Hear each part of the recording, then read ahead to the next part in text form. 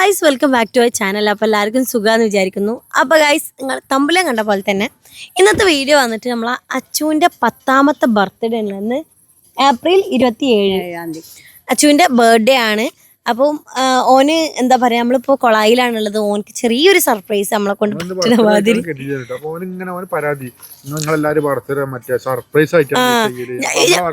അതല്ല ഓരോരുത്തർ ചോദിച്ചാൽ എനിക്ക് എന്താ വേണ്ടച്ചോ, എനിക്ക് അപ്പൊ എടുത്തേക്ക് പോകാൻ പറഞ്ഞ എന്താ വെച്ചിട്ടുണ്ടെങ്കില്, നിങ്ങളിത് ബർത്ത്ഡേക്ക് വന്ന് ഇന്നോടാ ചോദിക്കല്, നിങ്ങൾ എല്ലാരും സർപ്രൈസ് കൊടുക്കല് ചെയ്യല് പറഞ്ഞാണ്ട് ചെറുതാണ് ഒരു ചെറുമാതിരി സർപ്രൈസ് ഒരു സെറ്റാക്കിയിട്ടുണ്ട്. ഇത് സെറ്റാക്കിന്ന് പറയാൻ ആ ഒട്ടിപ്പ് നിക്കണില്ല വന്നാലോ.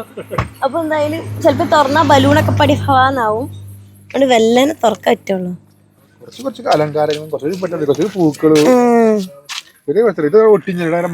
മലന്നുകളൊക്കെ പാടി ഇത് ഇങ്ങനെയാണ് വരിക. ആക്ച്വലി അതായത് ഇങ്ങനെ വെക്കും സംഭവം. കേക്കൊക്കെ പാടി ഡാൻസ് അപ്പൊ വന്നിട്ട് വേണമെങ്കിൽ അത് ആക്കാനായിട്ട്.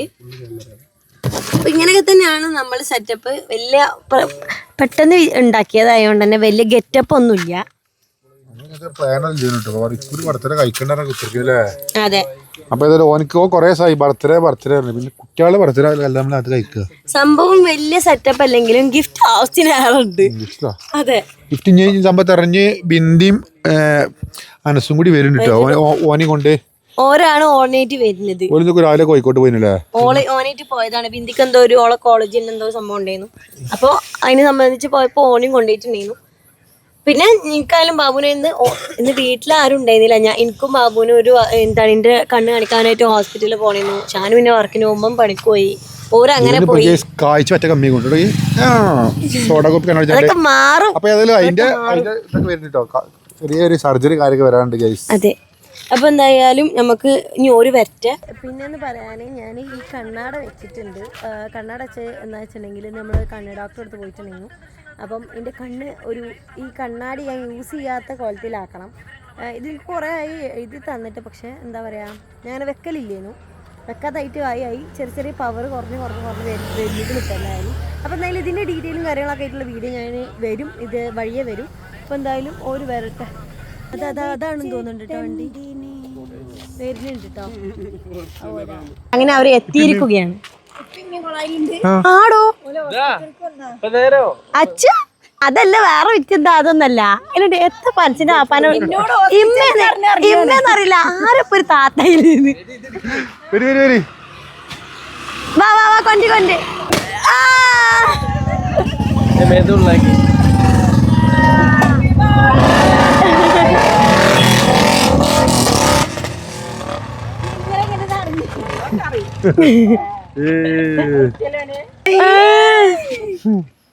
കേക്ക് മുറിച്ച് എല്ലാവർക്കും കൊടുക്കൂ. ലൈറ്റ് ഒന്നും ഇല്ല പൊന്നെ ദിൽബിന്റെ. അല്ലാ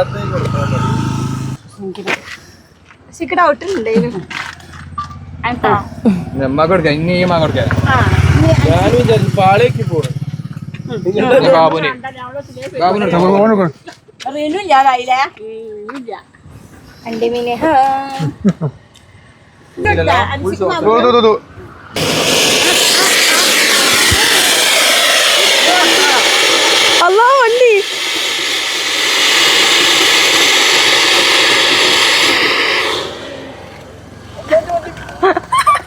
ആകെ അണ്ട വിട്ടിക്കണോ. അങ്ങനെ കേക്ക് കട്ടിംഗ് ഒക്കെ കഴിഞ്ഞതിന് ശേഷം എല്ലാവരും അവനതിൻ്റെതായിട്ടുള്ള ഗിഫ്റ്റുകൾ കൊടുക്കാനുണ്ടോ. എനിക്ക് ആൻസിൻ്റെ ഇപ്പം ഇമ്മയും നമ്മൾ പ്രതീക്ഷിക്കാത്ത ആൾക്കാരാണ്. ഒരു സർപ്രൈസ് ആയിട്ടാണ്ടോ വന്നിട്ടുണ്ടായിരുന്നു. ആൻസിന് മാത്രമേ അറിയണ്ടായിരുന്നുള്ളൂ. അപ്പോൾ ഓരോ ഗിഫ്റ്റ് ഉണ്ട് അച്ഛൻ്റെ ചാർജിൽ ഇതെനിക്ക് കാട്ടി തന്നെ ഈ സാമാനം.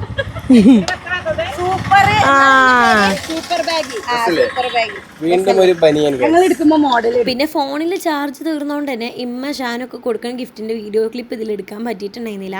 അച്ചുവിന് 10 വയസ്സായിന്ന് എല്ലാം ആലോചിക്കുമ്പോൾ തന്നെ എത്ര പെട്ടെന്ന് ആ കുട്ടി വലുതായി എന്നാണ് കേട്ടോ. കാരണം അമ്മ പണിക്ക് പോകണോണ്ട് തന്നെ ഇവന്റെ ചെറുപ്പം മുതലേ ഞാനാണ് നോക്കിയത്. ഓന് എൻ്റെ കൂടെ അല്ലാതെ കെടുക്കൂലെന്ന് കേട്ടോ. അമ്മാൻ്റെ കൂടെ അധികം കെടുക്കലുണ്ടോന്ന് എനിക്കിപ്പോൾ ഓർമ്മയില്ല. എൻ്റെ കല്യാണം കഴിഞ്ഞതിൻ്റെ ശേഷമാണ് പിന്നെ ഞങ്ങളെ എല്ലാ ഇടയിലും ചെറിയൊരു ഗ്യാപ്പ് വന്നത്. അച്ഛനും നോക്കിയ മാതിരി എൻ്റെ ഷാനുവിന് ബിന്ദിനൊന്നും ഞാൻ നോക്കിയിട്ടില്ല കേട്ടോ. കാരണം ഓരധികം പ്രായം തരുന്നായിരുന്നല്ലോ എനിക്കും. അങ്ങനെ എന്തായാലും നമ്മൾ ഓൻ്റെ ബർത്ത്ഡേ സെലിബ്രേഷനൊക്കെ കഴിഞ്ഞതിന് ശേഷം ഫുഡ് കഴിക്കാനായിട്ട് നമ്മൾ അൽബൈത്ത് കണ്ട പോയത്. ബ്രോസ്റ്റാണ് ഓർഡർ ചെയ്തത്. ഇത് ഷാനുവിൻ്റെ വകയാണ് കേട്ടോ, അച്ചുവിന്. അപ്പോൾ അങ്ങനെ എന്തായാലും നമ്മളെല്ലാവരും കൂടി ഇരുന്ന് ബ്രോസ്റ്റൊക്കെ കഴിച്ചിട്ടുണ്ടായിരുന്നു. എനിക്ക് ബ്രോസ്റ്റ് എപ്പോഴും പറ്റില്ല കേട്ടോ, എപ്പോഴെങ്കിലൊക്കെ ഒരു ക്രേവിങ്സ് വരുമ്പോൾ മാത്രമേ ഞാൻ ബ്രോസ്റ്റ് കഴിക്കലുള്ളൂ. ഞാൻ അതിൽ ഉള്ള ഫ്രഞ്ച് ഫ്രൈസ് ആണ് കൂടുതലെടുത്ത് കഴിച്ചിട്ടുണ്ടായിരുന്നത്.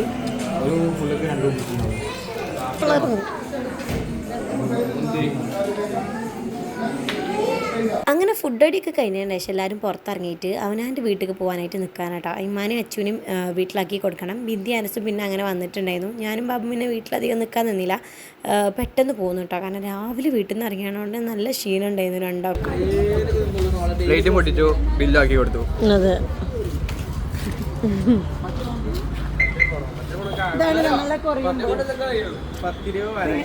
നൊട്ടത്ത് വീട്ടിലെ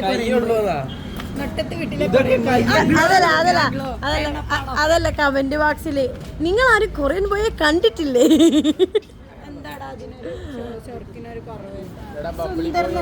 പിന്നെ